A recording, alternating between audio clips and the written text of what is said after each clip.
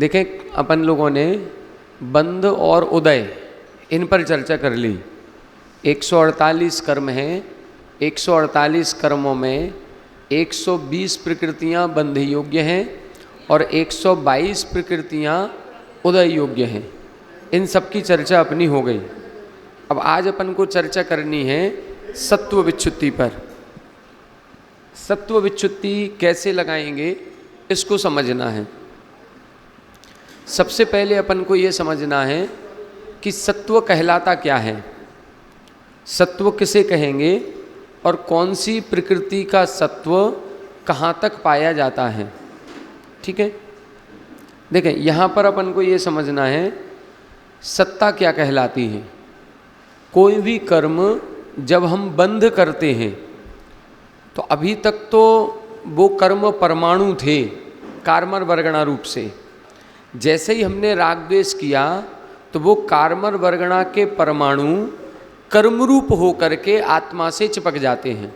इसी को हम बंध कहते हैं। बंध का मतलब क्या है, जो कार्मर वर्गणा थी वो अभी प्रभावी नहीं है। कार्मर वर्गणा तो सब जगह भरी पड़ी है, वो अभी हमारी आत्मा से संबंध को प्राप्त नहीं हुई।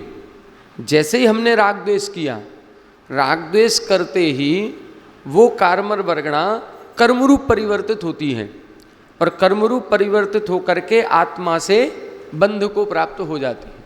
इसी को हम बंध कहते हैं। जब ये कर्म रूप से आत्मा से संबंध को प्राप्त होती है तो इसमें 4 प्रकार का बंध हो जाता है। प्रकृति बंध, प्रदेश बंध, स्थिति बंध, अनुभाग बंध।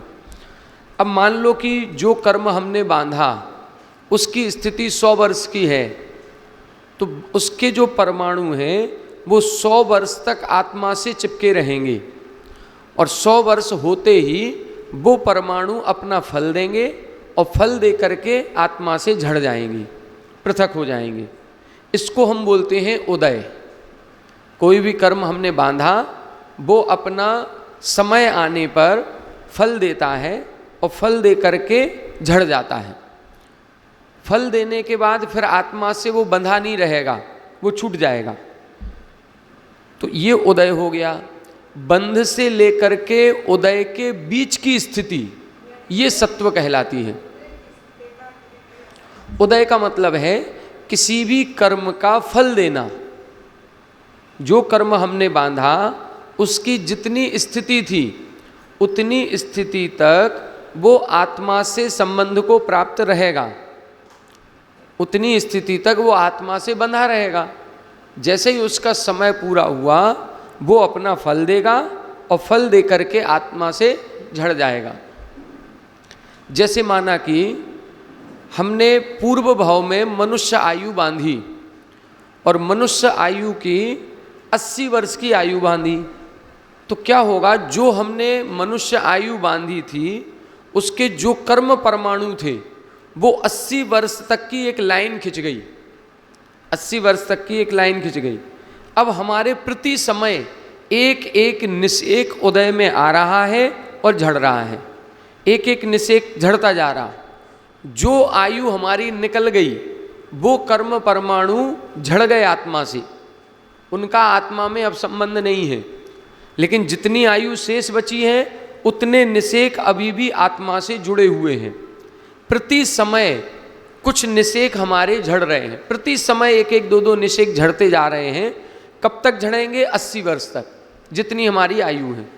तो अभी मान लो 42-43 वर्ष के हम हो गए तो इतनी निषेक झड़ चुके, आगे जितना और रहना है उतने निषेक आत्मा से बंधे हुए हैं।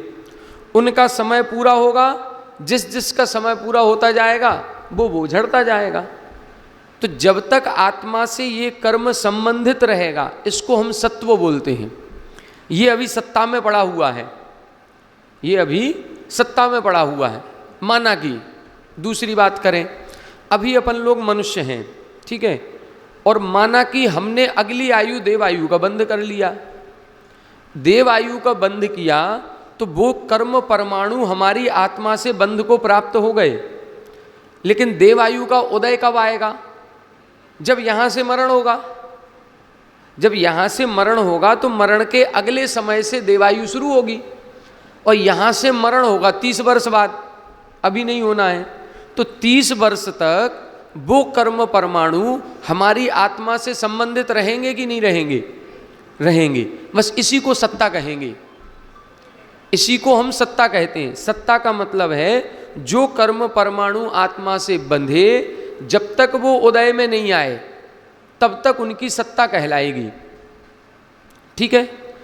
अब प्रश्न ये उठता है कि जब हमने देवायु का बंध किया तो हम 5वें गुण स्थान में थे, मान लो हम वृत्ति प्रतिमाधारी थे, 5म गुण स्थान में थे, देवायु का बंध कर लिया। अब देवायु की सत्ता हमारे बन गई। देवायु की सत्ता बनने के बाद अब हम कौन से गुण स्थान में ऊपर जा सकते हैं और कौन से गुण स्थान में नीचे जा सकते हैं? क्या देवायु की सत्ता वाला जीव जिसने देवायु का बंध कर लिया, अभी उदय में नहीं आई, क्या वो देवायु की सत्ता वाला जीव 5म गुण स्थान से नीचे आ सकता है कि नहीं? आ सकता है। हो सकता है परिणाम गिर गए उसके, और परिणाम गिरने पर वो 4थे में आ गया। हो सकता है 4थे से गिर करके 3रे में आ जाए, हो सकता है बाद में 2रे में और पहले में भी आ जाए। यदि हमने 5म गुण स्थान में आयु का बंध किया था और हम पहले गुण स्थान में पहुंच गए, तो पहले गुण स्थान में हमारे देवायु की सत्ता रहेगी कि नहीं रहेगी? रहेगी। दूसरी बात करें, मान लो हमारे और अच्छे परिणाम बने और हमने बाद में जाके मुनि दीक्षा ले ली, तो अब हम मुनि बन गए, तो हमारा 6वां 7वां गुण स्थान हो गया। अब 6वें 7वें गुण स्थान के बाद हम ध्यान करने बैठे, ध्यान करने बैठे तो हमारा ऊपर की श्रेणी आरोहण कर दिया। हम 8वें गुण स्थान में पहुँचे, हम 9वें में पहुँचे, हम 10वें में पहुँचे, हम उपसम श्रेणी चढ़ रहे हैं। उपसम श्रेणी चढ़ेंगे तो कहाँ तक जाएंगे? 11वें तक। तो 11वें गुण स्थान में देवायु की सत्ता होगी कि नहीं होगी? होगी, क्योंकि देवायु का हम बंद कर चुके। देवायु हमारे आत्मा में बंधी हुई है, वो सत्ता में पड़ी है, और हमारा गुण स्थान 11वां हो गया। तो हम 11वें गुण स्थान तक देवायु का सत्व पाया जा सकता है। तो देवायु की सत्ता पहले गुण स्थान से 11वें गुण स्थान तक पाई जाएगी कि नहीं? पाई जाएगी। बस सत्ता में यही विचार करना है। क्या जिसने देवायु का बंध कर लिया, मान लो हमने देवायु का बंध कर लिया, मुनि बनने के बाद ध्यान करने बैठे, क्या हम छपक श्रेणी आरोहण कर सकते हैं? नहीं कर पाएंगे। क्यों नहीं कर पाएंगे? क्योंकि देवायु का बंध कर लिया। जिसके देवायु की सत्ता है, उस सत्ता का प्रभाव इतना है, उस सत्ता का प्रभाव इतना है कि अब वो इस भाव में मोक्ष नहीं जा पाएगा, क्योंकि देवायु की सत्ता आ गई उसकी। तो देवायु की सत्ता आने पर अब देवायु को भोगना ही पड़ेगा। तो कई बार ऐसी स्थिति बनती है कि किसी कर्म को हम बांध लेते हैं, तो अभी उदय में नहीं आया, लेकिन उसका प्रभाव दिखाई देता है। देवायु की सत्ता वाला जीव छपक श्रेणी आरोहण नहीं कर पा रहा, कितनी बड़ी बात है। वज्र वृषभ नाराज सहनन होते हुए भी नहीं कर पाएगा। मान लो छपक श्रेणी के लिए क्या चाहिए? वज्र वृषभ नाराज सहनन चाहिए। हमारे पास वज्र वृषभ नाराज सहनन है, हमारे पास वज्र वृषभ नाराज सहनन है, केवली श्रुत केवली का पादमूल है, हम पुरुष वेदी हैं, सब कुछ है। बस हमारी दिक्कत क्या हो गई कि हमने देवायु की सत्ता कर ली, और देवायु की सत्ता करने के बाद अब उसका प्रभाव इतना रहेगा कि हम छपक श्रेणी आरोहण नहीं कर पाएंगे। इसी तरह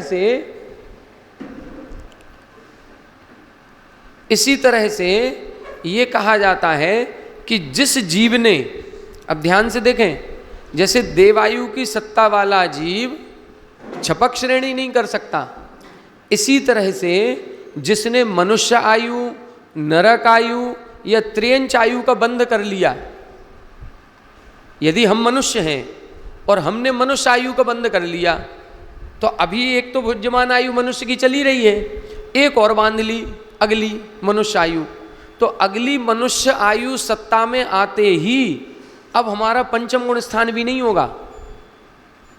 कितनी बड़ी बात है। हाँ, यदि हमने, देखो ध्यान से कितना प्रभाव पड़ता है आगामी कर्मों का। अभी हमने बताया कि यदि हमने देवायु का बंध कर लिया, देवायु की सत्ता हो गई, देवायु की सत्ता होने के बाद हमारे पास वज्र वृषभ नाराज सहनन होने के बाद भी, वज्र वृषभ नाराज सहनन है, मोक्ष जाने की योग्यता होने के बाद भी, चौथा काल होने के बाद भी हम छपक श्रेणी नहीं चढ़ पाएंगे। क्यों नहीं चढ़ पाएंगे? क्योंकि देवायु की सत्ता है, उसको भोगना पड़ेगा। पहले देवायु को भोगो, बाद में जा पाओगे। तो अभी उसका सत्ता इतना प्रभाव डाल रही है कि हम छपक श्रेणी नहीं चढ़ सकते। इसी तरह से यदि हमने मनुष्य आयु का बंध कर लिया, यदि हमने आगामी मनुष्य आयु का बंध कर लिया, तो मनुष्य आयु की सत्ता होने के बाद अब हमारा पंचम गुण स्थान भी नहीं होगा। मुनि बनना तो बहुत दूर की बात है, छठवां सातवां गुण स्थान होना बहुत दूर की बात है, पांचवा गुण स्थान भी नहीं होगा। क्यों? क्योंकि मनुष्य आयु की सत्ता बन गई, त्रियंच आयु की सत्ता बन गई। कितनी बड़ी बात है। एक कोई त्रियंच है, वो त्रियंच पांचवें गुण स्थान तक जा सकता है कि नहीं? जा सकता है। लेकिन यदि उस त्रियंच ने आगामी मनुष्य आयु बांध ली तो पांचवा गुण स्थान नहीं कर पाएगा। जिसने मनुष्य आयु, त्रियंच आयु, नरक आयु का बंध कर लिया, ऐसा जीव पंचम गुण स्थान में नहीं जाता। केवल देव आयु के साथ ही पंचम गुण स्थान हो सकता है। जिसने देवायु का बंध किया तो ही पंचम गुण स्थान होगा, या फिर किसी आयु का बंध ना किया हो। अभी हमने किसी भी आयु का बंध नहीं किया तो पांचवा गुण स्थान हो सकता है। यदि हमने नरक आयु, मनुष्य आयु और त्रियंच आयु का बंध कर लिया तो पंचम गुण स्थान नहीं हो सकता। यदि मान लो, अब देखो कितनी बड़ी बात है। एक और, हम मनुष्य हैं, हमने यदि त्रियंच आयु बांध ली, हमने यदि त्रियंच आयु बांध ली तो पांचवें गुण स्थान में नहीं जा पाएंगे। और जो एक त्रियंच है वो पांचवें में जा पा रहा है। जो त्रियंच है अभी, उसने आयु का बंध नहीं किया। जिस त्रियंच ने अभी आयु का बंध नहीं किया, वो त्रियंच का पंचम गुण स्थान हो सकता है। और हमने त्रियंच आयु बांध ली तो पांचवा नहीं होगा। सत्ता में त्रियंच आयु आ गई ना। आगामी आयु यदि सत्ता में त्रियंच आयु है, मनुष्य आयु है, देव आयु, वो नरक आयु है, तो पंचम गुण स्थान नहीं होगा। एक भोगना है उसको, उसका प्रभाव अभी से दिखेगा। एक त्रियंच जो है, अब देखो वो त्रियंच ही है, एक त्रियंच है, वो अभी त्रियंच की आयु भोग रहा है, पंचम गुण स्थान हो सकता है। लेकिन उसने आगामी फिर से त्रियंच आयु बांध ली तो नहीं होगा।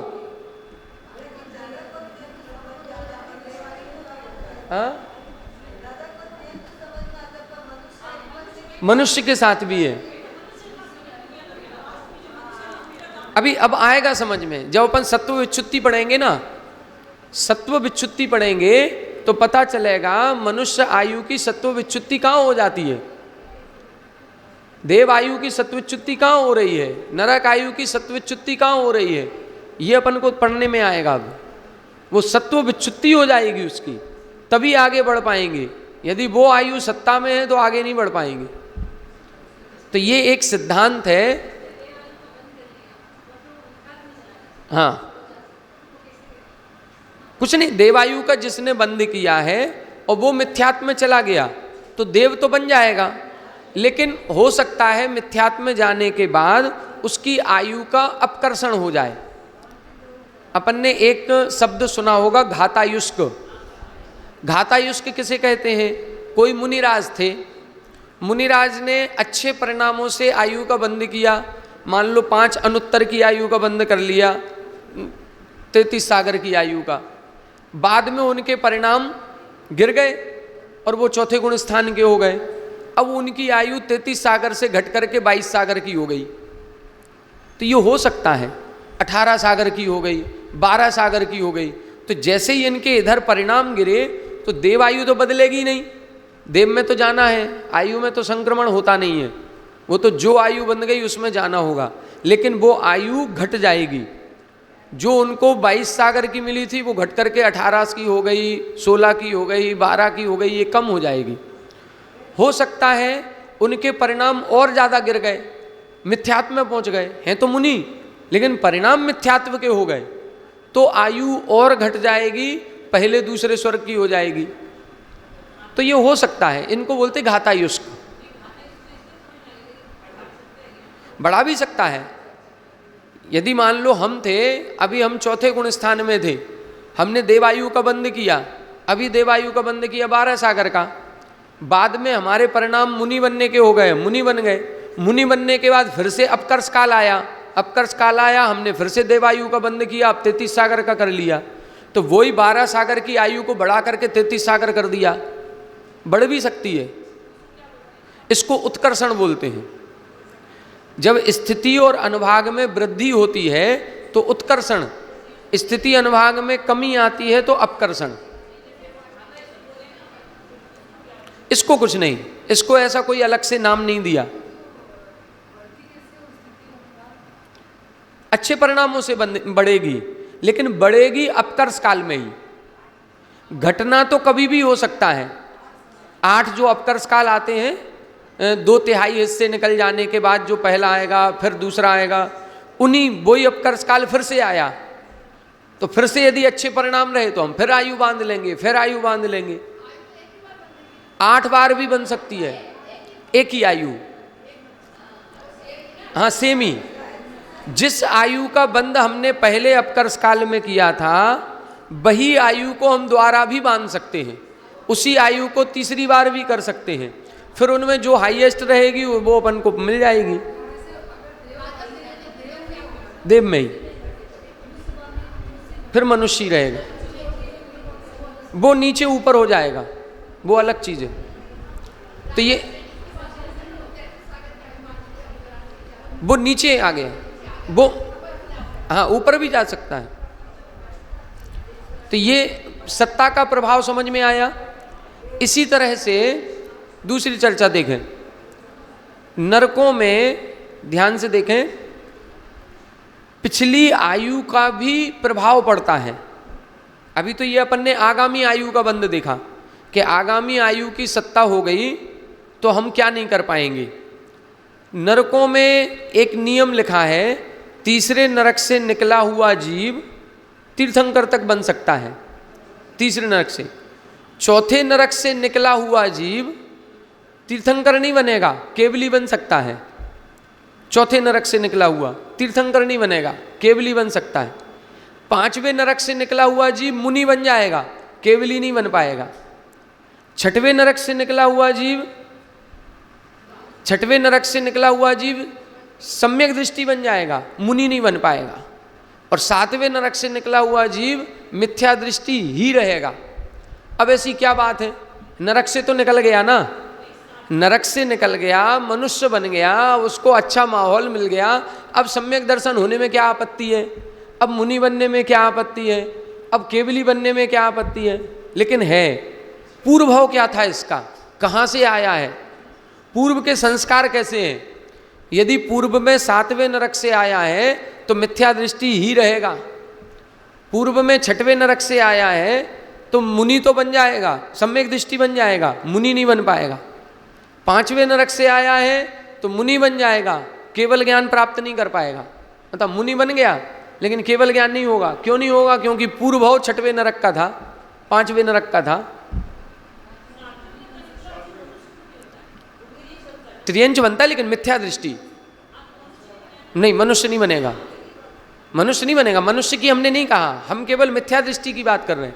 7वें नरक से निकला हुआ जीव मिथ्या दृष्टि ही रहेगा, सम्यक दृष्टि नहीं बन पाएगा, मनुष्य नहीं बनता, त्रियंची बनता है। फिर से तीसरे नरक तक तीर्थंकर बन सकता है, ठीक है।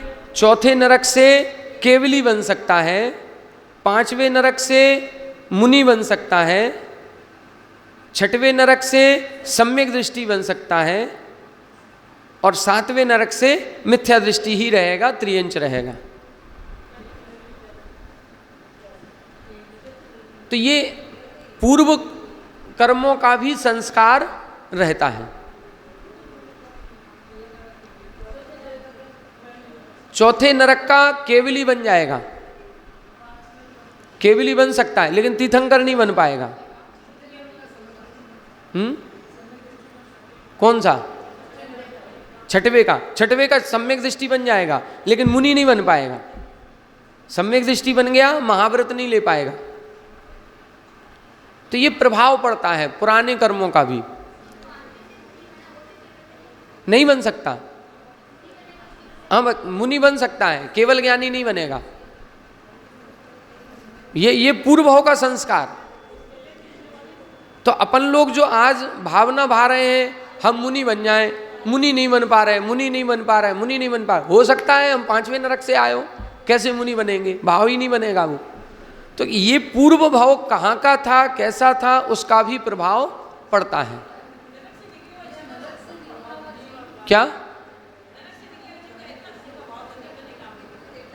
इतना है? नहीं अपन लोगों का, हाँ अपन लोग देखो अपने आप को संतुष्टि कैसे भी दे सकते हो, रियलिटी क्या है अपन को नहीं पता। चलो अब दूसरी चीज देखें इसमें।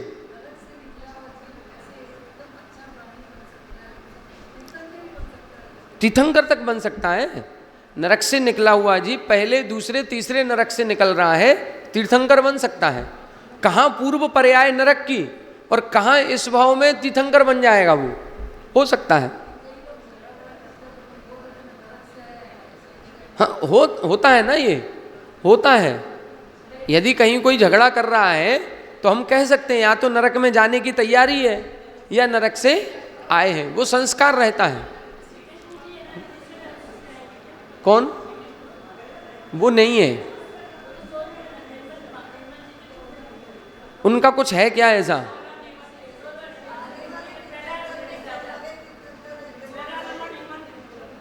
पता नहीं, उसका जानकारी नहीं। तो तीसरे तक ही होंगे। यदि उनको वहीं से निकल करके तीर्थंकर बनना है तो तीसरे नरक से नीचे नहीं होंगे। चलो दूसरी चीज देखें। अब दूसरी चीज देखें, यहां पर अब ये बता रहे हैं कि जो कुछ ऐसी कर्म प्रकृतियां हैं जिनका बंध पहले दूसरे तीसरे आदि गुण स्थानों में होता है, उनका बंध हमने कर लिया, फिर हम ऊपर के गुण स्थानों में जा सकते हैं कि नहीं? जा सकते हैं, ठीक है। अब कुछ प्रकृतियां ऐसी हैं जिनका बंध ऊपर के गुण स्थानों में होता है, जैसे तीर्थंकर प्रकृति का बंध चौथे गुण स्थान से 8वें तक होता है, मिथ्या दृष्टि करता ही नहीं है। जैसे आहारक दिक् का बंध 7वें 8वें गुण स्थान में होता है, नीचे के गुण स्थानों में होता ही नहीं है। अब प्रश्न ये है कि जिन प्रकृतियों का बंध ऊपर के गुण स्थानों में हुआ, ऐसा जीव उन प्रकृतियों की सत्ता के साथ क्या नीचे के गुण स्थानों में आ सकता है कि नहीं? आ सकता है तो कौन कौन से गुण स्थान में आ सकता है, ये अपन को समझना है। जैसे तीर्थंकर प्रकृति का किसी ने बंध किया, तीर्थंकर प्रकृति निरंतर बंधी प्रकृति है।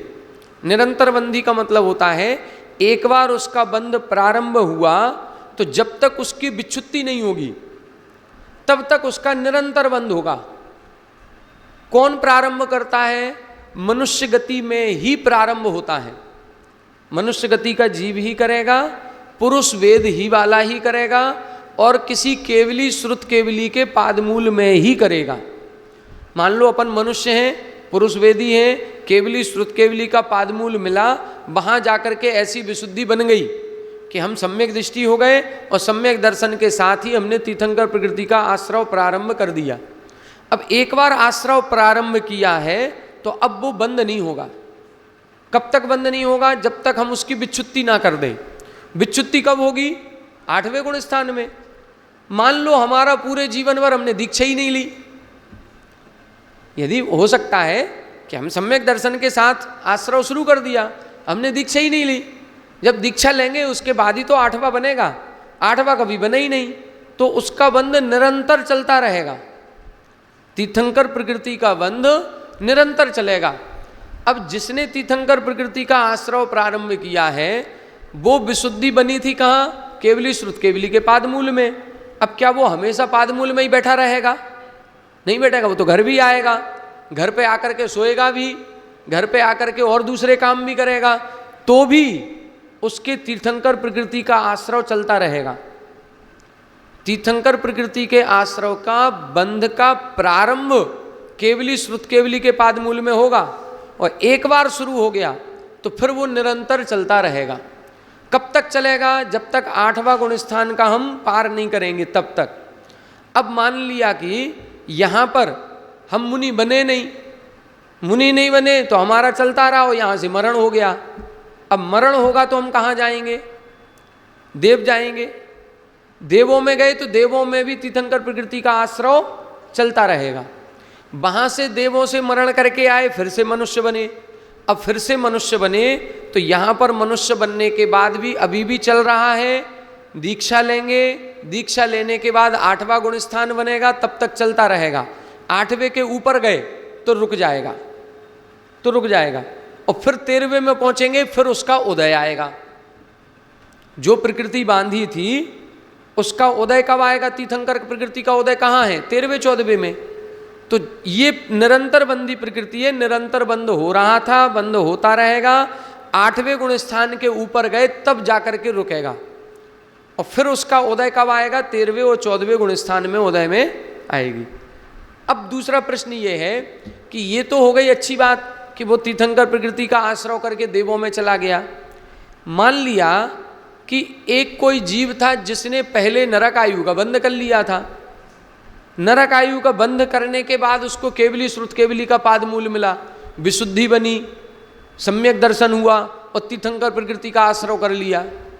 अब जब तीर्थंकर प्रकृति का आश्रय किया है और छायक सम्यक दर्शन कर छायोपशमिक सम्यक दृष्टि है, तीर्थंकर प्रकृति का आश्रय करने के बाद अब उसको नरक में जाना पड़ेगा कि नहीं? जाना पड़ेगा, क्योंकि नरक आयु का बंध कर लिया। और उसको जाना है तीसरे नरक तक, क्योंकि अपन ने अभी पढ़ा तीसरे नरक से निकला हुआ जीव तीर्थंकर बन सकता है। तो कैसे बनेगा? नरक में तो तीर्थंकर प्रकृति का आश्रय प्रारंभ होता नहीं है, प्रारंभ तो यहीं किया होगा।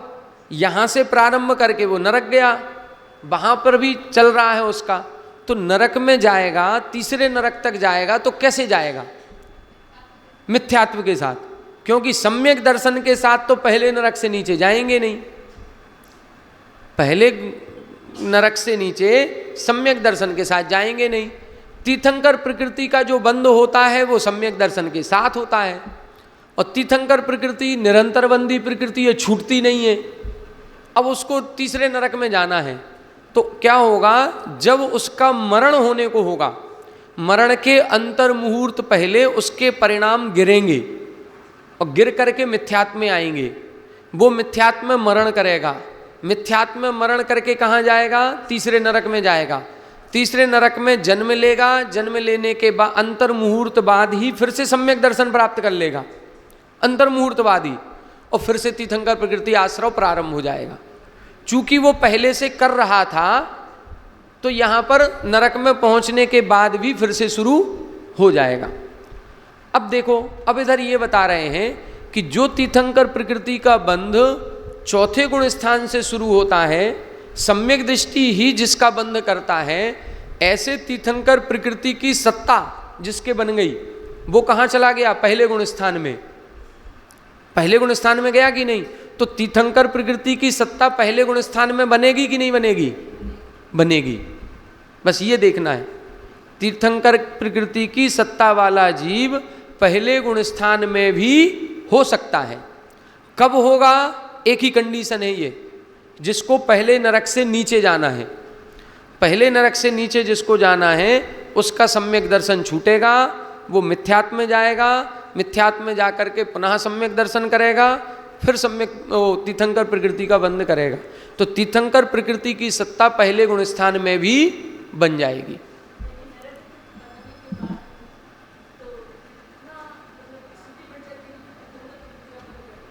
हाँ, हो सकता है। नहीं, हो सकता है। देखो, नरक आयु का बंद होने के बाद सम्यक दर्शन प्राप्त कर सकते हैं कि नहीं? कर सकते हैं, सामान्य सी बात है। हमने नरक आयु का बंद कर लिया तो सम्यक दृष्टि होने में कोई बाधा नहीं है। सम्यक दृष्टि तो हो ही सकते हैं, वृत्ति नहीं बन पाएंगे, सम्यक दृष्टि तो हो ही सकते हैं। अब सम्यक दृष्टि होने के बाद हमें केवली श्रुत केवली का पादमूल मिल गया। हाँ बिल्कुल। राजा श्रेणिक के साथ क्या हुआ? राजा श्रेणिक के साथ भी यही हुआ। नरक आयु का बंध पहले किया, नरक आयु का बंध पहले हुआ, बाद में छायक सम्यक दर्शन हुआ, बाद में 16 कारण भावनाएं भाई, और फिर तीर्थंकर प्रकृति का आश्रय किया।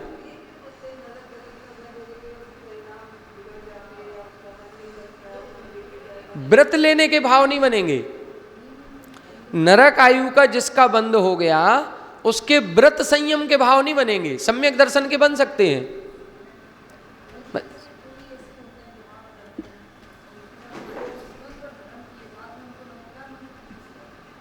अब नहीं सुहा रहा है तो कहीं ना कहीं कोई ना कोई अशुभ आयु का बंध कर लिया, उसका प्रभाव देखने को मिलेगा। हाँ, तो बस वही मान के चलो, हो सकता है।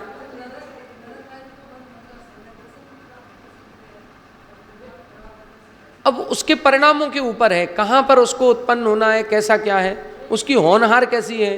हालांकि नमोकार मंत्र जपने में कोई दिक्कत नहीं है। हाँ, तो अब उसको होना ही होगा, कुछ और अशुभ से अशुभ होना होगा, तो नहीं अच्छी चीज लग रही है।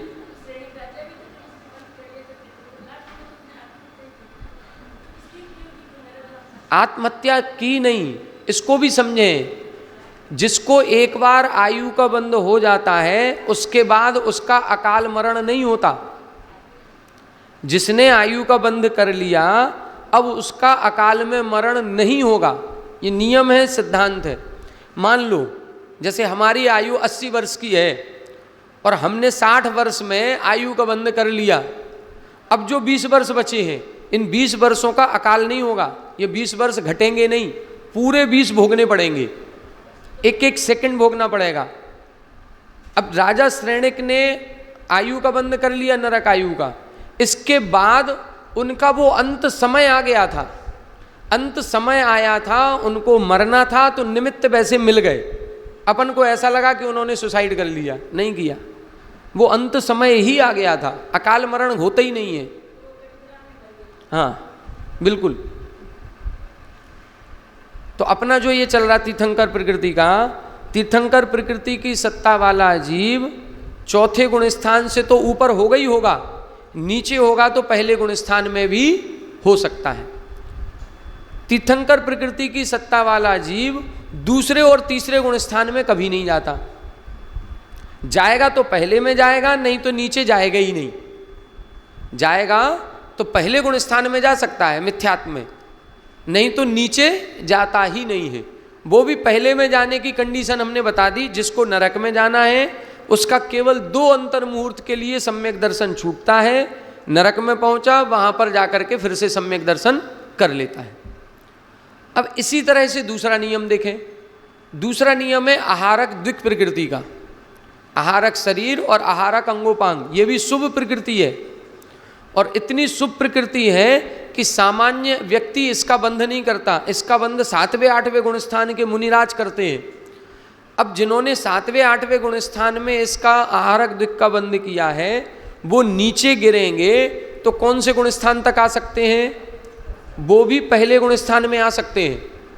मतलब आहारक द्विक प्रकृति जो शुभ प्रकृति है उसकी सत्ता भी पहले गुण स्थान में हो सकती है, उसकी सत्ता तीसरे में भी हो सकती है, दूसरे में नहीं होती। आहारक शरीर वाला जो जीव है वो दूसरे गुण स्थान में नहीं जाता, तीसरे में जा सकता है, पहले में जा सकता है। दूसरे में क्यों नहीं जाता?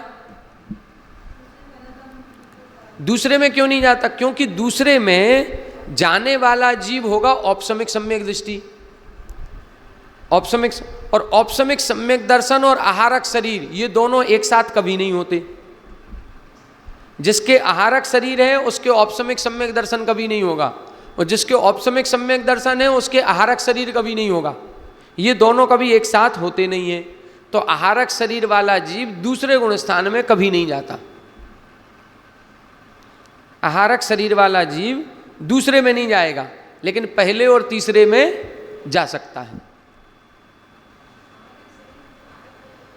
पुतला निकलता है वही, तो पुतला तभी निकलेगा जब अपन उस कर्म का बंध करेंगे।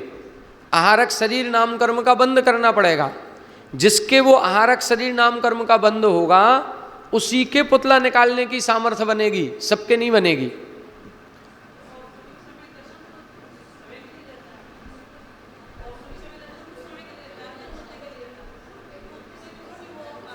बस इसीलिए तो नहीं होता।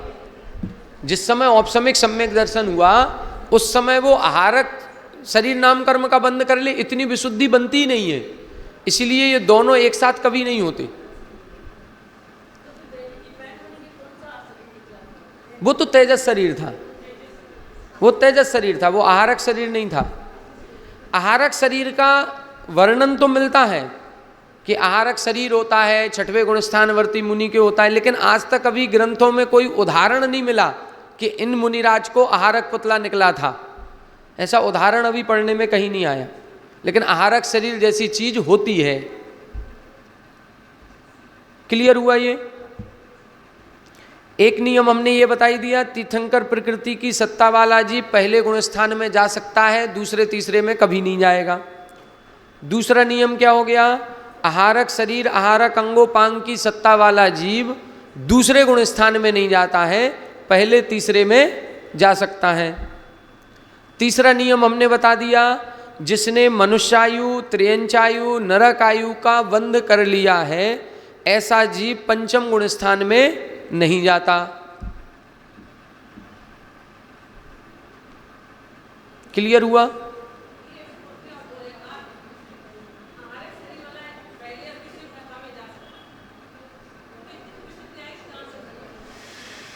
नहीं, उसका देखो, हमने आहारक दिक् का बंद कर लिया, वो तो 7वें 8वें में होना था, वो कोई निरंतर बंदी तो है नहीं। आहारक दिक् कोई निरंतर बंदी प्रकृति नहीं है। 7वें 8वें में बंद किया, उसके बाद परिणाम हमारे गिर गए, हम चौथे गुण स्थान में आ गए, तो उसकी सत्ता तो रहेगी। उस कर्म की जो हमने बंद किया उसकी सत्ता रहेगी। उसके बाद परिणाम गिर गए, हम तीसरे गुण स्थान में आ गए, तो भी सत्ता रहेगी। हमारे परिणाम और गिर गए, हम पहले गुण स्थान में आ गए, तो भी सत्ता रहेगी। तो सत्ता बनी रहेगी। सत्ता बनी रहने में कोई दिक्कत नहीं है। कोई कर्म हमने बांधा, उसके बाद परिणाम निचले होने पर उस कर्म की सत्ता हमारे आत्मा के साथ बनी रहेगी। कब तक बनी रहेगी? जब तक हम उसका उदय नहीं लाएंगे। या तो उदय लाएंगे उसका, या फिर कुछ शुभ प्रकृतियां ऐसी होती हैं, आगे पढ़ेंगे, कुछ शुभ प्रकृतियां ऐसी होती हैं जो अच्छे परिणामों में बंधती हैं, और यदि हमारे परिणाम नीचे गिर जाते हैं तो वो प्रकृतियां भी कन्वर्ट होना शुरू हो जाती हैं। उनकी उद्वेलना, जिसको हम कहते हैं, उद्वेलना होना शुरू हो जाती है। जैसे ही आहारक द्विक का जिसने बंद किया था, आहारक शरीर आहारक अंगोपांग का हमने बंद किया, 6वें 7वें 8वें गुण स्थान में थे, बंद कर लिया, सत्ता बन गई। अब हमारे परिणाम गिर गए, हम पहले गुण स्थान में आ गए। पहले गुण स्थान में आते ही उनकी उद्वेलना शुरू हो जाएगी। पहले गुण स्थान में आते ही उद्वेलना में क्या होगा? वो जो आहारक शरीर का द्रव्य था वो सब औदारिक रूप कन्वर्ट होना शुरू हो जाएगा। वो कहेगा ये व्यक्ति हमारे लायक है ही नहीं। आहारक शरीर के जो कर्मा परमाणु हैं वो शुभ परमाणु हैं।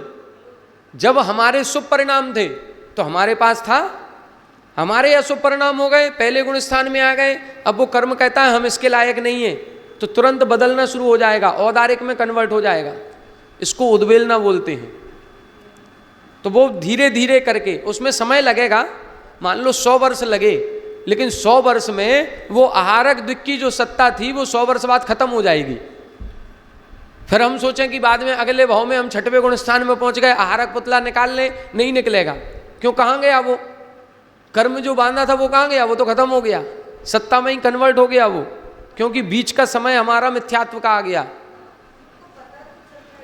नहीं पता चलेगा। ये सब अंदर अंदर की प्रोसेस है, ये सब अंदर अंदर की प्रोसेस है।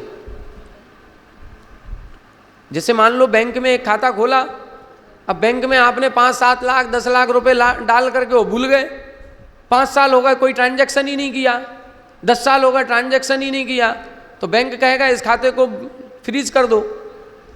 अब 10 साल बाद याद आएगी कि हमारा एक अकाउंट था, वो कहेंगे अब कोई अकाउंट नहीं है, खत्म हो गया, वो तो बैंक के पास हो गया पैसा पूरा। उसकी एक लिमिट है कि 2 साल के अंदर कम से कम एक बार ट्रांजैक्शन तो करो, अपने जीवित होने का प्रमाण तो दो कि हमारा केवाईसी कराते कि नहीं, आजकल ई केवाईसी होने लगी, नो योर कस्टमर, दिखाओ तो कि हम हैं। तो इसी तरह से उधर भी शुभ प्रकृति है तो हमें शुभ परिणाम दिखाने पड़ेंगे। कि हाँ हम हैं, अभी शुभ परिणाम हमारे हैं, बना रहेगा। शुभ परिणाम खत्म हो गए, कई भाव निकल गए, अब कई भाव निकल जाएंगे तो फिर क्या होगा? बुरे परिणामों में आकर के अब हमारी शुभ प्रकृति बचेगी नहीं, फिर वो अपने आप खत्म हो जाएगी। अभी कई बार न्यूज़पेपर में ये निकला हुआ है, करोड़ों रुपए बैंक के पास ऐसा पड़ा है जिसका कोई दावेदार नहीं है, जिसका कोई दावेदार नहीं है। वो बार बार निकाल रहे हैं कि यदि किसी का अकाउंट हो 10 साल पुराना, आरबीआई जाकर के, बैंक जाकर के केवाईसी करा करके अपना खाता शुरू करवा सकते हैं। अब वो कौन है? हो सकता है मर ही गया हो वो व्यक्ति, किसी का अकाउंट था वो मर गया, अब कौन जाएगा केवाईसी कराने? उसको पता ही नहीं बैंक में खाता है, पैसा डला है, खत्म हो गया। तो वो कहाँ जाएगा पैसा? वो बैंक का हो गया, खत्म। तो ऐसे ही इधर भी होगा, वो उद्वेलना हो जाती है अंदर अंदर। जैसे अपन ने एक चीज पढ़ी, सम्यक दर्शन होते ही मिथ्यात्व के 3 टुकड़े हो जाते हैं, और सम्यक दर्शन छूट गया, हम मिथ्यात्व में आ गए। मिथ्यात्व में आते ही क्या होगा? उद्वेलना शुरू हो जाती है। सम्यक प्रकृति वापस सम्यक मिथ्यात्व रूप, सम्यक मिथ्यात्व वापस मिथ्यात्व रूप। एक पल्ले का समय लगता है, एक पल्ले मतलब असंख्यातों वर्ष लगेंगे, लेकिन वो कन्वर्ट होना शुरू हो गया। जो काम अच्छे परिणामों से होता है, बुरे परिणामों में आते ही वो वापस बैक शुरू हो जाएगा।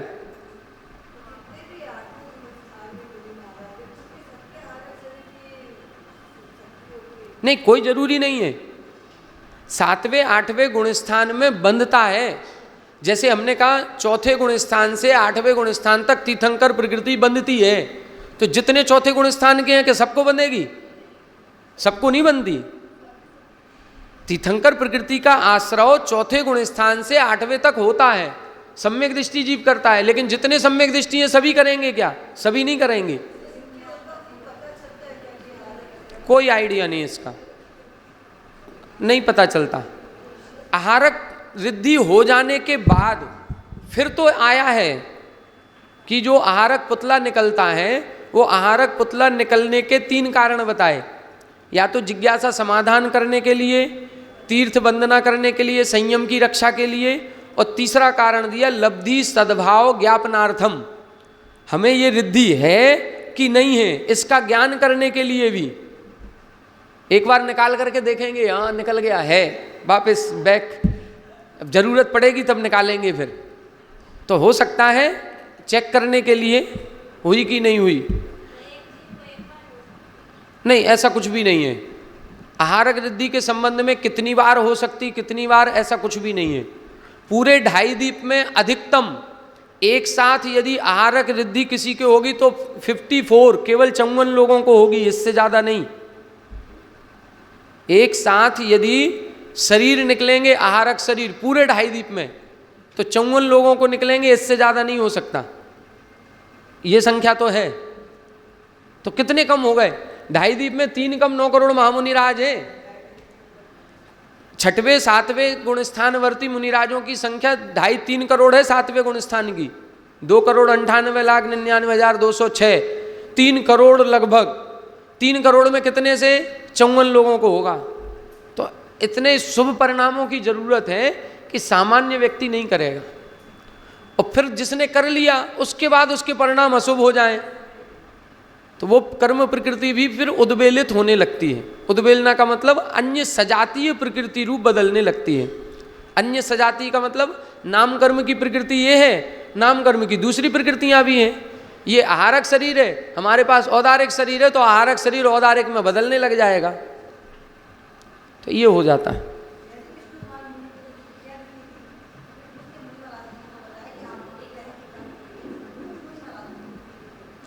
होता है, ऐसा ही है।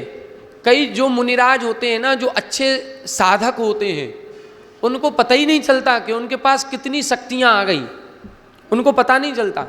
उनको कोई ना कोई ज्ञान कराता कि आपके पास है, आप चेक करके तो देखो। उनको नहीं थी, उनको नहीं थी। वो तो किसी ने बताया था क्षुल्लक जी को कि तुम जाओ और उनसे कहो कि उनके पास है। फिर उन्होंने अपना हाथ बढ़ा करके देखा, बढ़ता चला गया, तो उन्होंने कहा हाँ है, पक्का हो गया। फिर वो वामन का रूप बना करके फिर उधर गए। तो वो चेक किया जाएगा है कि नहीं। चल अब सत्व विच्युति बढ़े, आहारक शरीर नाम कर्म से आहारक शरीर बनाने की बरगणाएं मिलती हैं, और उन बरगणाओं में फिर शरीर बनेगा, तो हाथ बनेंगे, पैर बनेगा, आंखें बनेंगी, नाक कान सब बनेगा, ये अंगोपांग नाम कर्म से बनेगा।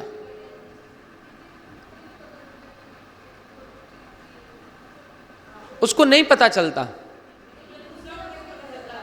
अब दूसरे कोई अवधि ज्ञानी मुनिराज हो, दूसरे देखो, एक दूसरे की बात दूसरे को पता चल जाती कि आपके पास है। कई सारे लोग अभी जितने मुनिराज हैं, अपन लोग ही जाके कहते महाराज आपके पास सब है, हमें पता आपको कितना ज्ञान है, आप सब बता सकते हो, और वो कहते हैं हमें कुछ नहीं पता। तो कुछ भक्ति में भी कह देते हैं, कुछ हो भी जाता है ऐसा। चलो ठीक है, सत्व पढ़े अब।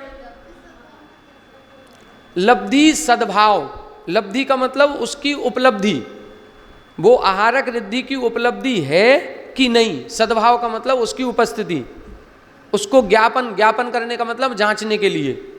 तो ये सर्वार सिद्धि में ये शब्द दिया, लब्धि सद्भाव ज्ञापनार्थम, कि उनको वो आहारक रिद्धि है कि नहीं, इसको चेक करने के लिए भी आहारक पुतला निकालते हैं। अब अपन को ये पढ़ना है सत्व विच्युति। सत्व विच्युति बहुत ज़्यादा कठिन नहीं है और कठिन है भी, दोनों तरह से है। पहले हम सरल वाली पढ़ाएंगे आपको।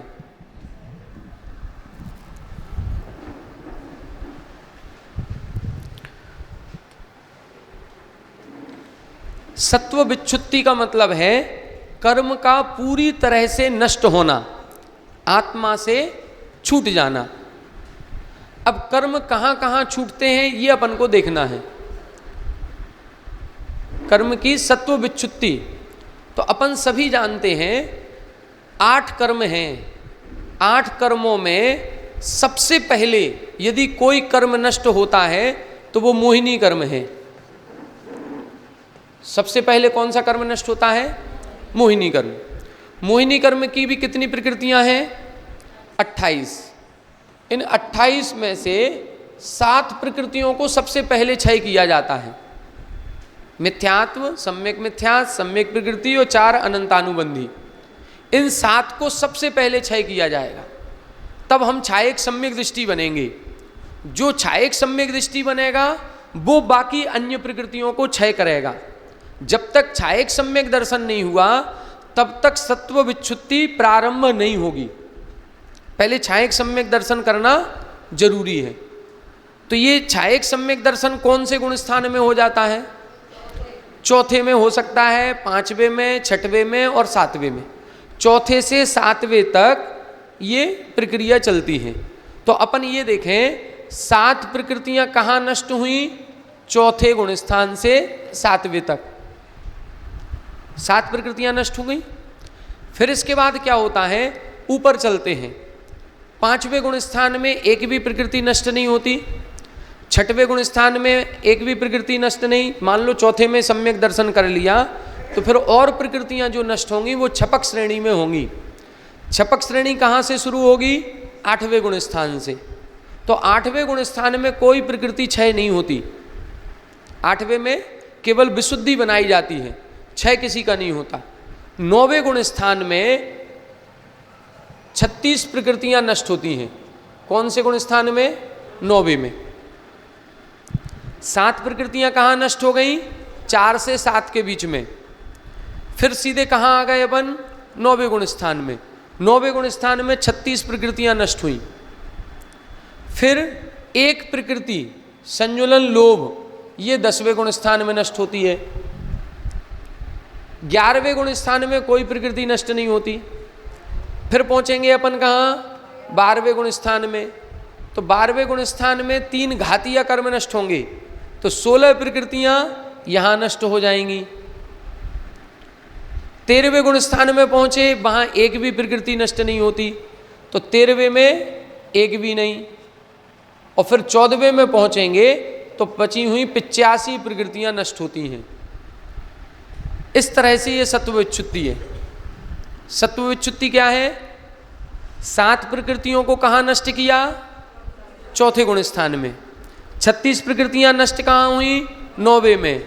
1 प्रकृति 10वें में, 16 प्रकृतियां 12वें में और 85 प्रकृतियां 14वें में। कितनी हो गई?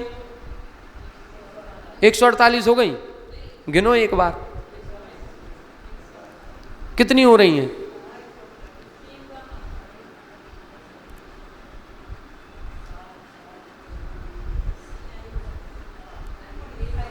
कितनी है? 145। तो 3 तो रह गई ना अभी, ये 3 रह गई। ये 3 कैसे रह गई? 3 को नष्ट नहीं किया जाता। 3 प्रकृतियों को नष्ट नहीं किया जाता। नष्ट क्यों नहीं किया जाता? क्योंकि उनका बंध ही नहीं हुआ। नष्ट किसको करेंगे? जो आत्मा से चिपकी हैं, जो आत्मा से बंध को प्राप्त हैं, उनको नष्ट करेंगे। जिसका बंध ही नहीं हुआ उसको कैसे नष्ट करेंगे? वो 3 कौन सी हैं? 3 आयु कर्म। यदि अगली आयु का बंध हो गया तो फिर मोक्ष थोड़ी जाएंगे, फिर ये प्रकृतियां नष्ट ही नहीं होंगी, छपक श्रेणी नहीं चढ़ेंगे। इसका मतलब है वो 3 प्रकृतियों का बंध ही नहीं होता तब छपक श्रेणी चढ़ पाते हैं।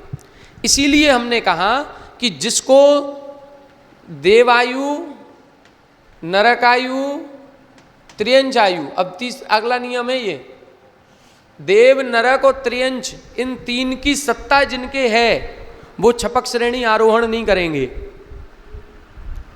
इन 3 की सत्ता जिनके बन गई, ऐसे जीव छपक श्रेणी नहीं चढ़ते, पहुंचेंगे ही नहीं वहां तक। अब इनकी विच्युत्ति कहाँ होगी? इनकी विच्युत्ति समय आते आते आगे आगे पहले, दूसरे, तीसरे आदि गुण स्थानों में हो जाती है। इनका बंद ही नहीं होना। जैसे अब देखें, बता रहे हैं हम आपको, नरक आयु का बंध कहां तक होता है? नरक आयु का बंध पहले तक। यदि हम चौथे गुण स्थान में पहुंच गए और हमने बंद किया नहीं, तो क्या अब बंद करेंगे? मान लो हम चौथे गुण स्थान में हैं और हमने पूर्व में नरक आयु का बंद किया नहीं, तो क्या अब चौथे गुण स्थान के ऊपर बंद करेंगे? नहीं करेंगे, उसकी अपने आप विच्युत्ति हो गई। तो नरक आयु की विच्युत्ति पहले गुण स्थान में हो जाती है, सत्व विच्युत्ति। यदि कोई दूसरे, तीसरे, चौथे गुण स्थान में है तो अब वो बंद करेगा ही नहीं। त्रियंच आयु का बंध कहाँ तक होता है? दूसरे तक। हम पहुँच गए चौथे गुण स्थान में, तो त्रियंच आयु का बंध करेंगे क्या? करेंगे ही नहीं। यदि मान लो मनुष्य आयु का बंध है, ये कहाँ तक होता है? चौथे तक। और हम पहुँच गए, हमने व्रत ले लिए, हम पंचम गुण स्थान में पहुँच गए, अब मनुष्य आयु का बंध हो गई नहीं। बस 3 की विच्युत्ति अपने आप हो गई। पूर्व में बंध किया नहीं और अब हमारा गुण स्थान ऊपर का हो गया, तो अब हम बंद करेंगे नहीं। देवायु का बंध कहाँ तक होता है? 7वें तक। और यदि हमने 8वां गुण स्थान कर लिया तो अब 8वें गुण स्थान में अब देवायु का बंध होगा नहीं। छपक श्रेणी आरोहण किया, 7वें के बाद हमने छपक श्रेणी चढ़ी, देवायु का बंध यदि कर लिया तो छपक श्रेणी नहीं होगी, और यदि नहीं किया और हम छपक श्रेणी पर चल गए तो अब आगे बंध होना नहीं है। तो इन 3 आयु को बिना बंध किए ही छोड़ देते हैं। 3 आयु का जैसे जैसे गुणस्थान बढ़ता है वो अपने आप बंध से छूट जाती हैं, उनकी सत्व विच्युत्ति अपने आप हो जाती है। क्लियर हुआ? तो 145 को क्षय किया जाएगा, बाकी 3 को क्षय नहीं किया जाता, ये तो अपने आप ही क्षय रूप हो जाती हैं। तो ऐसे 148 प्रकृतियों की विच्युत्ति होती है। ये सरल तरीका है, ये सरल तरीका है। अब इसका थोड़ा सा अपन कठिन तरीका पढ़ेंगे, ज़्यादा कठिन नहीं है, वो भी सरल है।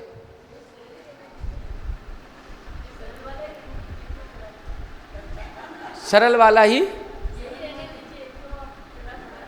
फिर वो कब समझेंगे? कठिन चीज़ों से कभी घबराना नहीं है। कठिन को पढ़ तो ले, समझ में आए नहीं आए, हम पूछेंगे नहीं पूछेंगे, वो बाद की बात है। अपन पढ़ तो ले, समझें तो कि कठिन में ऐसा है क्या। हो सकता है आपको सब समझ में आ जाए, फिर आप कहेंगे इतना सरल था, आपने हमको पहले ही डरा दिया। हो सकता है सरल हो, कोई ज़्यादा कठिन नहीं है। थोड़े से भंग उसमें ज़्यादा बनेंगे, बंद और उदय से थोड़ा सा ज़्यादा। इसको मिटा दें, अब देखो इधर क्या करना है, बिल्कुल उसी तरह से गुण स्थान, सत्व योग्य, सत्व अयोग्य, सत्व विच्छुत्ति और सत्व विच्छिन्न प्रकृतियां, ऐसे ये 5 कॉलम बनाएंगे अपन। ये गुण स्थान का हो गया, ये सत्व योग्य, ये सत्व अयोग्य, ये सत्व विच्छुत्ति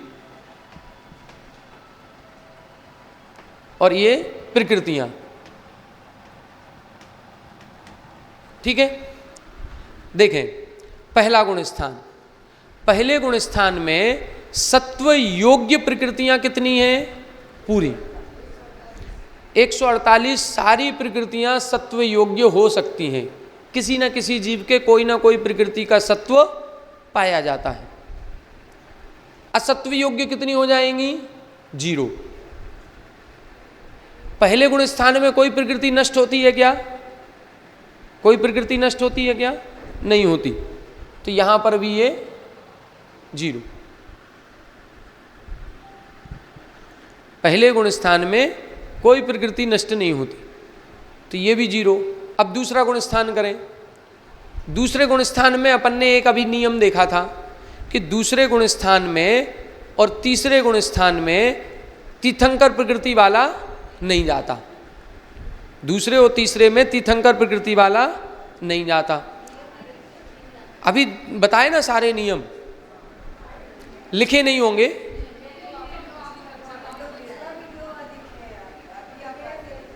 अच्छा चलो ठीक है, लिख लो, नियम लिख लो। फिर नियम लिखवाएं क्या? सामान्य जो अपन ने अभी चर्चा की ना वही चीज है। पहला नियम अपन क्या देख रहे हैं? तीर्थंकर प्रकृति की सत्ता वाला जीव दूसरे और तीसरे में नहीं जाता। दूसरा नियम है आहारक दिक् की सत्ता वाला जीव दूसरे में नहीं जाता। अपन कौन सा लिख रहे हैं? दूसरा। तो दूसरे में तीर्थंकर प्रकृति की सत्ता होगी क्या? नहीं होगी, तो एक प्रकृति आ गई। आहारक दिक् की सत्ता होगी क्या? नहीं होगी, तो 2 आहारक दिक् की हो गई। कितनी हो गई? 3। जब 3 असत्व हैं तो सत्व कितनी होंगी? 145। अभी कुछ नहीं करना है, आयु तो है ना। चौथे गुण स्थान तक नरक आयु है कि नहीं है? नारकी जीव कितने गुण स्थान तक हो सकता है? चौथे तक हो सकता है। त्रियंच कहाँ तक हो सकते? 5वें तक हो सकते हैं। देव कहाँ तक हो सकते? चौथे तक हो सकते। तो अभी विच्छुत्ति किसी की नहीं कर रहे हैं। सत्व विच्छुत्ति का मतलब है सत्व से छूट जाना, अभी नहीं करना। अब देखें, जब इधर 3 हो गई, इधर 145, दूसरे से कोई तीसरे वाला है तो उसके विच्छुत्ति एक भी नहीं। अब तीसरा गुण स्थान देखें। तीसरे गुण स्थान का नियम क्या है? तीर्थंकर की सत्ता वाला तीसरे में नहीं जाता और बाकी तो सामान्य जा सकते हैं। तो एक प्रकृति असत्व योग्य है, तीर्थंकर वाला तीसरे में नहीं जाएगा, बाकी सब जाएंगे। अब एक इधर होगी तो इधर कितनी होंगी? 147। विच्छुत्ति किसकी होगी? किसी की भी नहीं, ये भी 0। 3 गुण स्थान सरल है। अभी अपन ने बंद विच्छुत्ति में कहीं 16, कहीं 25, कितनी सारी याद की। उदय में भी 5, 9, इधर कुछ नहीं, 0 0 0। नियम के साथ इधर कुछ भी नहीं है। अब चौथा गुण स्थान देखें। चौथा गुण स्थान जो होगा, अब यहां पर अपन को 2-3 अलग अलग जीव बनाने पड़ेंगे, क्योंकि चौथे गुण स्थान में जीव कौन है? सम्यक दृष्टि। क्या?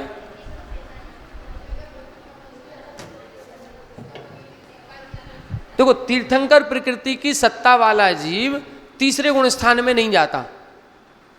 जिसने तीर्थंकर प्रकृति की का बंध किया है वो तीसरे में नहीं जाएगा। तो तीसरे में एक ये प्रकृति कभी नहीं होगी, किसी जीव के नहीं होगी। तीसरे गुण स्थान में मान लो देव है, नारकी है, मनुष्य है, त्रियंच है, सबके तीसरा गुण स्थान बन सकता है कि नहीं? कई अनंतानंत जीवों के बन जाए तीसरा गुण स्थान, लेकिन उनमें तीर्थंकर की सत्ता वाला कोई नहीं होगा। अन्य प्रकृतियों की सत्ता हो सकती है, किसी के कोई, किसी के कोई, किसी के कोई, लेकिन तीर्थंकर की सत्ता तीसरे गुण स्थान में किसी के नहीं होगी। इसीलिए इसको अपन ने माइनस कर दिया असत्व। बाकी 147 हो सकती हैं। अब चौथे गुण स्थान में क्या करेंगे? चौथे गुण स्थान में जीव होते हैं 3 प्रकार के। सम्यक दृष्टि हो गए, तो सम्यक दृष्टि कौन सा है? वो औपसमिक सम्यक दृष्टि है कि छायोपसमिक सम्यक दृष्टि है कि छायक सम्यक दृष्टि है, ये देखना पड़ेगा। तो यहाँ अपन 3 भेद बनाएंगे। पहले लिखेंगे औपसमिक, दूसरा लिखेंगे छायोपसमिक और तीसरा लिखेंगे छायक। ठीक है, औपसमिक, छायोपसमिक, छायक। अब अपन को ये बताओ, औपसमिक सम्यक दृष्टि जीव ने किसी प्रकृति का क्षय किया है क्या? किसी का भी नहीं किया, तो असत्व में कितना होगा? 0। किसी का क्षय नहीं किया, सारी प्रकृतियों की सत्ता हो सकती है। छायोपसमिक में, इसमें भी किसी भी प्रकृति का क्षय नहीं हुआ, तो सभी की सत्ता हो सकती है। लेकिन छायक सम्यक दृष्टि यदि कोई है, तो छायक सम्यक दृष्टि का मतलब है उसने 7 प्रकृतियों का क्षय कर दिया। जब 7 प्रकृतियों का क्षय कर दिया तो 7 की सत्ता होगी क्या? नहीं होगी। तो यहां अपन 7 लिखेंगे। ये चीज समझ में आई गई? चौथे गुण स्थान के 3 तरह के जीव हैं, औपसमिक, छायोपसमिक, छायक। तो औपसमिक सम्यक दृष्टि जीव ने अभी प्रकृतियों का क्षय नहीं किया, उसने उपसम किया है। क्षयोपसम वाले ने भी 6 का अनुदय किया, 1 का उदय किया, लेकिन नष्ट नहीं की। छायक वाले ने नष्ट कर दी। तो जिसने नष्ट कर दी उसकी सत्ता में ये 7 प्रकृतियां नहीं होंगी। अभी विच्युति में नहीं करेंगे, बीच में असत्व। असत्व का मतलब इनके इसकी सत्ता नहीं है। अब देखें, इधर यदि 0 होगा तो इधर कितना होगा? 148। इधर 0 है तो 100, और इधर 7 है तो इधर 141। ठीक है, दोनों का टोटल 148 होगा। 7 का असत्व है तो 141 का सत्व होगा। अब देखना है, चौथे से कोई 5वें वाला है तो क्या होगा? चौथे से 5वें में जाएगा तो अब विच्युति होगी। कितनी प्रकृतियों की और कौन सी की होगी? अब ध्यान से देखें, क्या देव जितने हैं ये 5वें गुण स्थान में जा सकते हैं? नहीं जा सकते। क्या नारकी जितने हैं ये 5वें गुण स्थान में जा सकते हैं? नहीं जा सकते। तो देव और नारकी, इन 2 प्रकृतियों की सत्ता 5वें में होगी क्या? नहीं होगी। ठीक है, लेकिन यदि हम मनुष्य हैं और हमने देवायु का बंध कर लिया तो हम 5वें में जा सकते हैं कि नहीं? जा सकते। तो मतलब देवायु की सत्ता 5वें में हो सकती है। और यदि हमने नरक आयु का बंध कर लिया तो हम 5वें में जा सकते हैं। अभी हमने बताया, जिसने नरक आयु, मनुष्य आयु, त्रियंच आयु बांध ली, ऐसा जीव 5म गुण स्थान को प्राप्त नहीं होता। इसका मतलब है कि नरक आयु की विच्युति यहां हो जाएगी।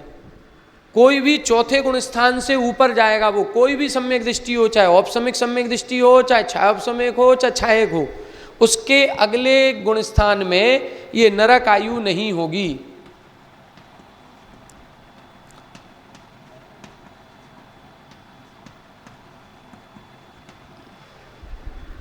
किसी भी दृष्टि में नहीं है। एक भुज्यमान होती है, एक बद्धिमान होती है। भुज्यमान का मतलब जो नारकी हैं, उनके तो वो नरक भोग रहे हैं, और हम कैसे? हम नारकी हैं नहीं, हमने नरक आयु का बंध किया है, तो हमारे में बद्धिमान की सत्ता है, उनके में भुज्यमान की है। तो बद्धिमान वाला भी नहीं जाएगा 5वें में, और भुज्यमान वाले को जाना नहीं है। तो दोनों प्रकार से नरक आयु की सत्ता 5वें गुण स्थान में किसी के नहीं होगी। ठीक है, अब आगे देखें, 5वां गुण स्थान देखें। फिर से इधर 3 भेद करेंगे, औपसमिक, अभी बता रहे हैं, छायोपसमिक, छायक, उसकी चर्चा भी कर रहे हैं। ये क्लियर हुआ? इतना ये क्लियर हो गया। अब आगे देखें, औपसमिक वाले के, अब देखो, यदि 5म गुण स्थान में है, 1 की विच्युति हुई थी, तो एक प्रकृति असत्व में आएगी कि नहीं आएगी? जिसकी विच्युत्ति हो चुकी वो अपन असत्व में लिखेंगे, और एक की असत्व में हो गई तो इधर कितनी बचेंगी? 147। छायोपशमिक वाले के एक प्रकृति असत्व में रहेगी, 147 सत्व में रहेंगी। चौथे से जब ये आगे बढ़ा तो नरक आयु की विच्युत्ति कर दी, मतलब नरक आयु इसकी सत्ता में नहीं होगी। जब नरक आयु सत्ता में नहीं होगी, अभी तक 148 सत्ता में थी, अब एक सत्ता में नहीं होगी तो 147 बचेंगी। ठीक है, इसी तरह से छायोपशमिक वाले के हो गया। अब छायक वाले के देखो, छायक वाला यहां पर एक की विच्युत्ति हुई और 7 उसकी सत्ता में है नहीं, 7 छायक कर लिया तो 7 है नहीं, तो 8 प्रकृतियां उसकी सत्ता में नहीं होंगी। तो कितनी हो जाएंगी? 8 इधर लिखेंगे और इधर आएंगी 140। अभी रुको, 2 मिनट बता रहे हैं, त्रियंच आयु का बता रहे 2 मिनट, पहले इतना तो समझ लें फिर आगे बढ़ें, नहीं तो वो सब कंफ्यूजन हो जाएगा।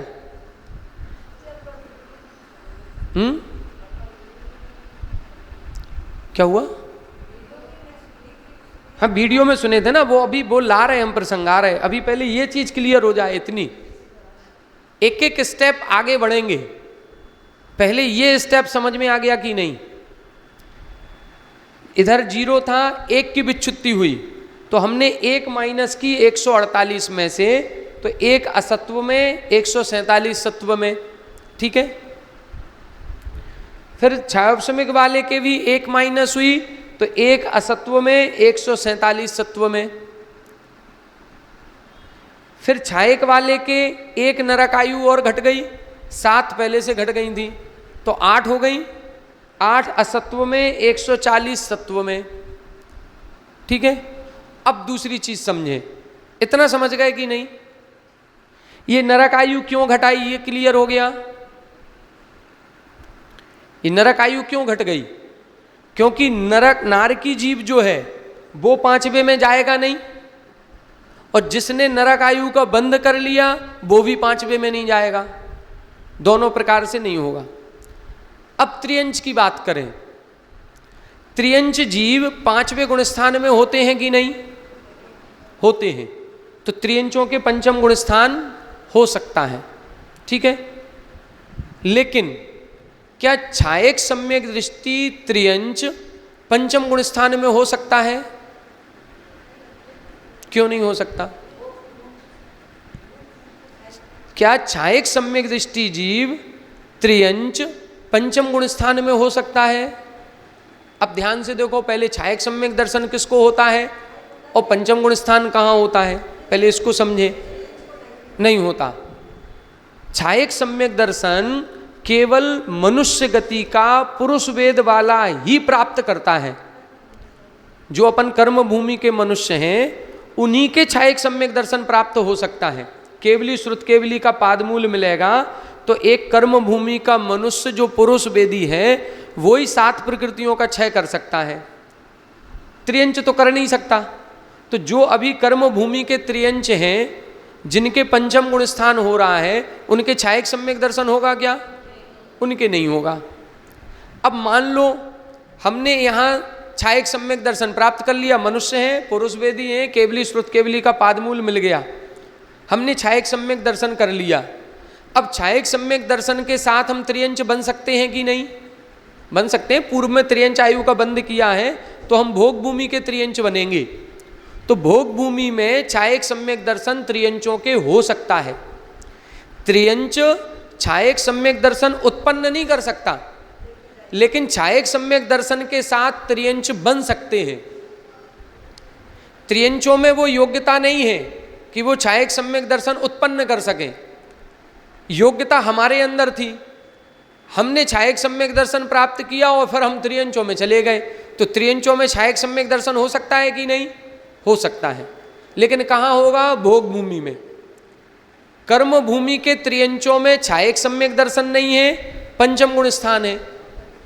भोग भूमि के त्रियंचों में छायक सम्यक दर्शन है, लेकिन वहां 5म गुण स्थान नहीं हो सकता। भोग भूमि में 4 गुण स्थान के ऊपर होते ही नहीं,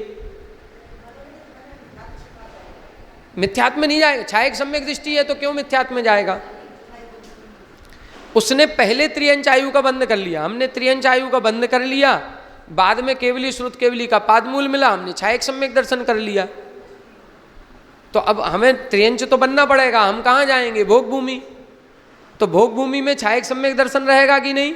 रहेगा। लेकिन भोग भूमि में पंचम गुण स्थान नहीं होता। कर्म भूमि ऐसी है, यहां पंचम गुण स्थान होता है लेकिन छायक सम्यक दर्शन नहीं होता। दोनों चीजें क्लियर हो रही? इसका मतलब है त्रियंच आयु के साथ छायक सम्यक दर्शन और पंचम गुण स्थान कभी नहीं होगा। अपन किसकी बात कर रहे हैं? छायक सम्यक दृष्टि और पंचम गुण स्थान, दोनों की बात कर रहे हैं। अब दोनों की बात कर रही है, त्रियंचों में कहीं नहीं होगा। इसका मतलब है इसकी विच्छुत्ति कहां हो जाएगी? यहां हो जाएगी, चौथे में। इसका मतलब है कि त्रियंच की विच्छुत्ति छायक सम्यक दृष्टि जीव ने चौथे में ही कर ली, चौथे के ऊपर होना ही नहीं है, तो उसकी विच्छुत्ति पहले ही हो गई। तो यहां पर जो अपन ने एक प्रकृति लिखी थी, इसमें एक और जुड़ जाएगी। अब जब ये 2 हो जाएंगी तो यहां पर ये 8 ना होकर के इधर 9 होंगी और इधर ये 140 ना होकर के 139 होंगी। ये क्लियर हुआ कि नहीं? थोड़ा सा काटना पड़ा हो, 140 से अब 139। वो इसीलिए कि पहले एक प्रकृति हमने कम की थी नरक आयु की, लेकिन यदि हम छायक सम्यक दृष्टि जीव की बात करेंगे और वो यदि पंचम में जा रहा है तो वो त्रियंच में नहीं जाएगा, उसके त्रियंच की विच्छुत्ति हो जाएगी। त्रियंच आयु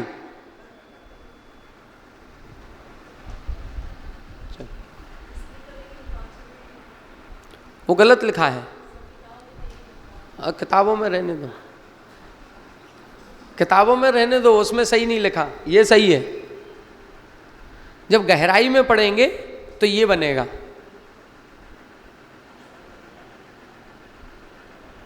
क्लियर हुआ कि नहीं? एक बार फिर से देखें। देखो, चौथे गुण स्थान में 3 तरह के जीव हो गए, औपसमिक सम्यक दृष्टि, छायोपसमिक सम्यक दृष्टि, छायक सम्यक दृष्टि। ठीक है, औपसमिक सम्यक दृष्टि जीव ने किसी प्रकृति की निर्जरा नहीं की, सत्व का क्षय नहीं किया, अभी छायोपसमिक वाले ने भी नहीं किया, छायक वाले ने किया है। तो सबसे पहले तो अपन इधर 0 इधर 0 इधर 7 लिखेंगे। अब चौथे के ऊपर जब 5वें में जाएगा तो नारकी जीव 5वें में जाते नहीं हैं, तो भुज्यमान आयु जो नरक को भोग रहे हैं वो 5वें में जा नहीं सकते, और हम आप यदि नरक आयु का बंध कर लिए तो 5वें में नहीं जा पाएंगे। इसका मतलब है नरक आयु की सत्ता पंचम गुण स्थान में कहीं नहीं है। जब पंचम में कहीं नहीं है तो उसकी विच्छुत्ति कहाँ हो गई? चौथे में। तो चौथे में अपन ने 1 1 1 तीनों में घटा दिया, क्योंकि चौथे से ही तो आगे 5वें में जाएंगे, तो इसकी विच्छुत्ति चौथे में ही हो गई। नरक आयु की सत्ता पंचम गुण स्थान में किसी भी जीव के नहीं मिलेगी, न भुज्यमान में न बध्यमान में। ठीक है, दूसरा नियम अपन ने त्रियंच का देखा। यदि छायक सम्यक दृष्टि है कोई जीव, तो छायक सम्यक दृष्टि जीव के त्रियंच आयु की सत्ता पंचम गुण स्थान में कहीं नहीं मिलेगी, पूरे संसार में कहीं नहीं होगी। 2 प्रकार के जीव हैं, कर्म भूमिया त्रियंच और भोग भूमिया त्रियंच। त्रियंच छायक सम्यक दर्शन उत्पन्न कर नहीं सकते, उत्पन्न करने की शक्ति तो मनुष्य में है। उत्पन्न करने की शक्ति किसमें है? मनुष्य में है। त्रियंच कर नहीं सकते, तो कर्म भूमिया त्रियंच उत्पन्न नहीं कर सकते, लेकिन पंचम गुण स्थान में जा सकते हैं। भोग भूमिया जीव छायक सम्यक दृष्टि बन के उधर पहुंच सकते हैं। हमने छायक सम्यक दर्शन कर लिया, हम त्रियंच बन गए भोग भूमि में जा करके, तो हमारे छायक सम्यक दर्शन रहेगा कि नहीं रहेगा? रहेगा, लेकिन वहां पंचम गुण स्थान नहीं हो सकता। जहां छायक सम्यक दर्शन है वहां पंचम गुण स्थान नहीं है, जहां पंचम गुण स्थान है वहां छायक सम्यक दर्शन नहीं है, तो दोनों एक साथ कभी नहीं बनेंगे। त्रियंचों में छायक सम्यक दर्शन और पंचम गुण स्थान दोनों एक साथ कहीं नहीं बनेंगे। इसीलिए अपन ने त्रियंच की भी विच्युत्ति चौथे गुण स्थान में ही कर दी। किसके? छायक सम्यक दृष्टि के, और किसी के नहीं, औपसमिक छायोपसमिक वाले के नहीं, केवल छायक सम्यक दृष्टि के। कोई त्रियंच यहां पंचम गुण स्थान में है तो वो छायोपसमिक सम्यक दृष्टि हो सकता है। छायोपसमिक सम्यक दर्शन के साथ पंचम गुण स्थान बनने में कोई बाधा नहीं, त्रियंचों के होते ही है। लेकिन छायक सम्यक दर्शन के साथ नहीं होगा, क्योंकि त्रियंच छायक सम्यक दर्शन उत्पन्न ही नहीं कर सकते। जहां पंचम गुण स्थान है वहां उत्पन्न करने की योग्यता नहीं है, जहां छायक सम्यक दर्शन हो गया वहां पंचम गुण स्थान नहीं हो सकता। इसीलिए यहां पर यह विच्युत्ति हो गई। अब जिनकी विच्युत्ति हुई है वो यहां घटेंगे कि नहीं घटेंगे? तो जब हम पंचम गुण स्थान में औपसमिक सम्यक दृष्टि को लिखेंगे तो एक प्रकृति इधर नहीं होगी, 147 होंगी। इधर छायोपसमिक वाले के भी एक नहीं होगी, 147 होंगी। लेकिन छायक वाले के 7 तो पहले से नहीं थी, 2 और कम हो गई तो 9 कम हो जाएंगी। तो 9 इधर हो गई, 139 इधर। ये पंचम गुण स्थान तक की सत्व विच्युत्ति हो गई। इसके आगे कल सुबह पढ़ेंगे। यहां तक कुछ पूछना हो तो पूछें।